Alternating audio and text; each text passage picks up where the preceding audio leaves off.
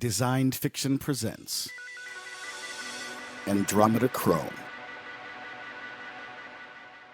Dolomite and Holden Caulfield Save the Unknown Universe, starring Ben Samuel and the Pooge. Holden, cover me! I got you covered, bro. All these fucking phonies are gonna pay. Go, go, go! Dolomite took a grenade from his oversized nugget gold chain, pulled the pin, threw it, then covered his head. After the explosion, he ran in a zigzag pattern at the two gunmen. Holden took aim with his shotgun and laid down cover fire. Give me that gat, you lame and insecure, low-down motherfucker! Dolomite moves lightning fast, grabs the gunman's AK-47, and flips under his legs in a slick Krav Maga move, using his own momentum to flip the gunman on his back, turning his own gun inward and firing. He shoots the other gunman through his left eyebrow when he stands after the flip. Come on, white boy, bring up the rear. Stop calling me that! Holden ran up to the entrance of the hideout, a creepy row house just kinda sitting in the middle of the burbs. It was dusty and old with spiderwebs in every window frame. Thigh-high weeds hacked the flower planters on the windowsill. A decomposing dead bird sat rotting on the welcome mat. Hey, how about we try something different? I say we get some gasoline and burn the place down. Wait across the street and shoot anyone that makes it out of the inferno. I brought plenty of ammo. Sound like a good plan? Fuck no. Why do you white boys always have to kill everybody? We have a plan. We're gonna go in, find the motherfucking unicorn, beat his punk ass bloody, and hand him over to the pigs. Then I'm gonna hand his skinhead cellmates a few cartons of Marlboro Reds to run a train on his ass every chance they get. That's what we agreed. That's worth more than a quick death. That's what he deserves. Fine. It's just really creepy looking. Like way, way, way creepier than I thought it would be. I'd rather not have to go inside. Man up, Preppy. Let's work. The two men opened the creaking door and stepped into the darkness. As they passed the threshold, the door slammed behind them and locked automatically. Fuck, it's a trap. Can you see a way out? Two spotlights shone on Dolomite and Holden. I hate spotlights. He raised his gun to shoot the lights. Easy, gentlemen. You'd be wasting your bullets. And you'll definitely need them where you're going. Looking down on them from the top of the staircase stood the unicorn. A short, rotund man wearing a purple velour tracksuit. An oversized gold chain lay atop his curly, graying chest hair. His gleaming white sneakers were blindingly new. He looked like an extra from The Sopranos that had raided Run DMC's wardrobe. He spoke in a deep Italian accent. He raised what looked like a ray gun from Buck Rogers and took aim at the duo. Hey, I'm gonna watch you guys go from big problems to little problems to fucking zilch. He fired the multiverse teleporter gun at the duo. They watched specks of dust magnify into giant puffy boulders as they shrank down smaller, and smaller, and smaller still. Now they were in the quantum realm. All the light around them drained into a sinkhole of darkness, sucking them down with it. After the last drop of light went down the hole, it lit up brightly and began expanding. Brighter, and faster, and louder. I think I'm gonna be sick! Don't get none of that shit on me. These threads are worth more than your life. When they opened their eyes, they were in a large field on a sunny day. The grass was a metallic purple. Two suns and one moon hung overhead with large, fluffy pink clouds floating in between. Where the fuck are we? It's like we just stepped out of a yellow submarine. That unicorn is such a I think he transported us somewhere. Oh shit! Looks like we're in the fifth quantum dimension! Okay, watch the homophobic shit, white boy. This ain't 1951 and I will beat your ass over dropping F-bombs. Now what's the fifth quantum dimension? What the fuck does that even mean? Do we need 5D glasses or some shit? Talk, you little scrawny fuck, now! A fifth dimension would be an extra dimension of space. Such a dimension was proposed independently by physicists Oscar Klein and Theodore Kaluza in the 1920s. They were inspired by Einstein's theory of gravity, which showed that mass warped four-dimensional spacetime. You know, you ain't ever gonna lose your virginity if you keep saying shit like that. Wait, shit like what? You think I'm a virgin? Me? A virgin? I crush mad hoes on the reg. Don't hate the player. Hate the game, bro. Holden, your right hand doesn't count. And don't call me bro anymore. I don't like you white boys that call all brothers bro.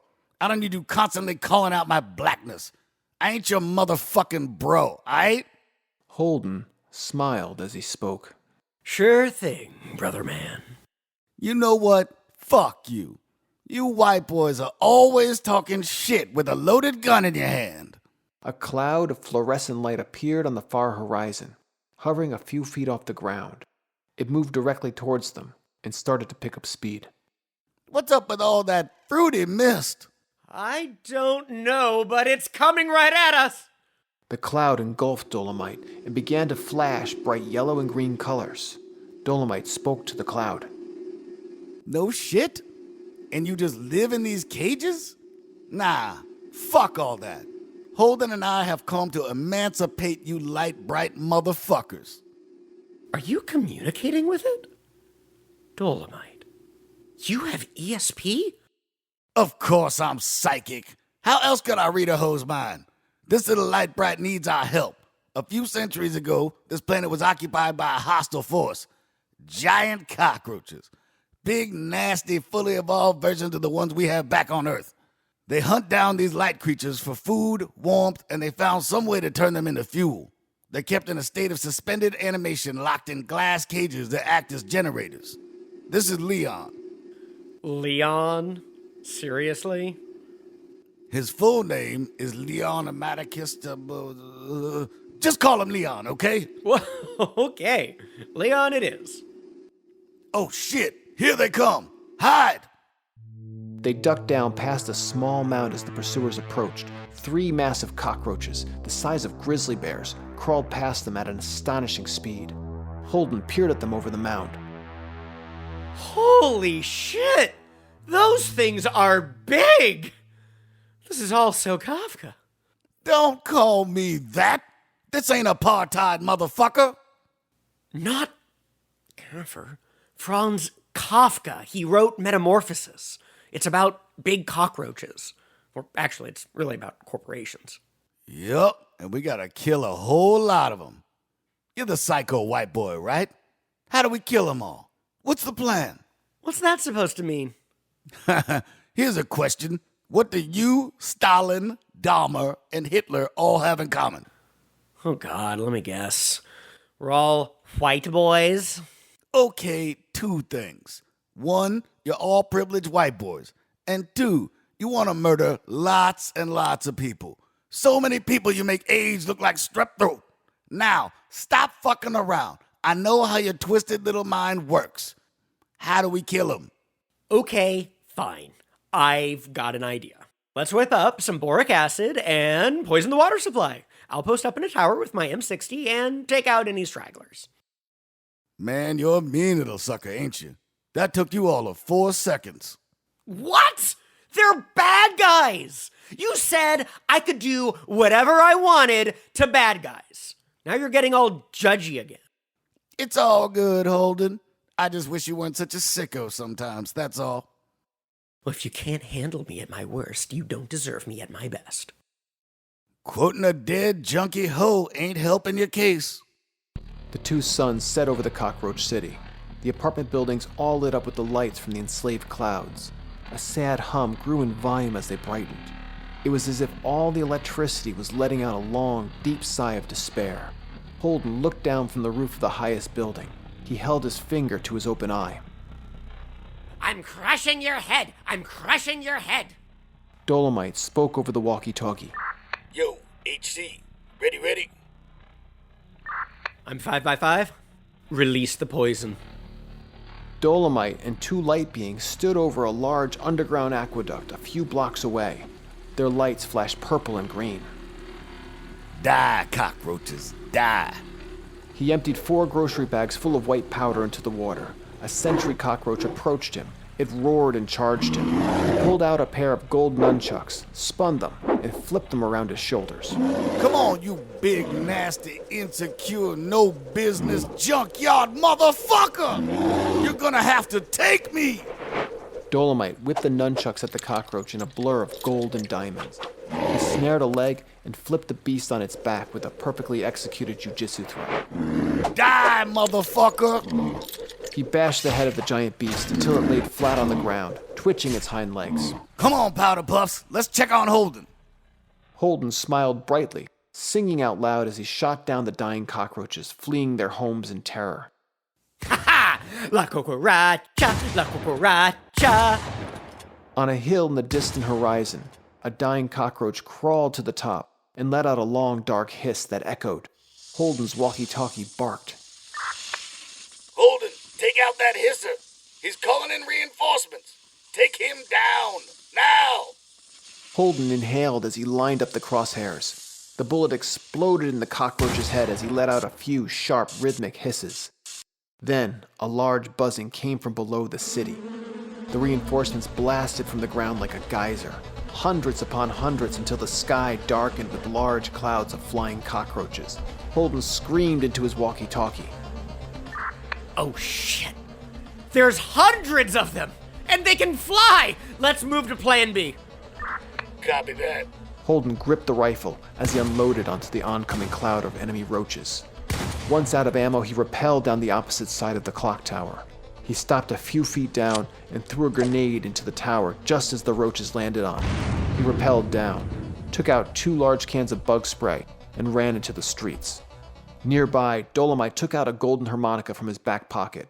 He pressed it to his lips.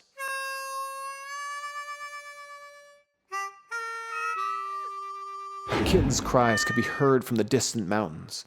2 giant kittens the size of elephants slowly peeked over the range. Their pupils narrowed to pinstripes. They pounced on the cockroach-infested streets and began ripping through the roaches. A 3rd giant kitten appeared with Dolomite riding in the saddle. 2 orange and blue clouds on either side. Time to die, vermin. Death by giant pussy. Ha ha ha ha ha. Holy shit, Dolomite! I didn't know you could play the harmonica. Of course I can play the harmonica.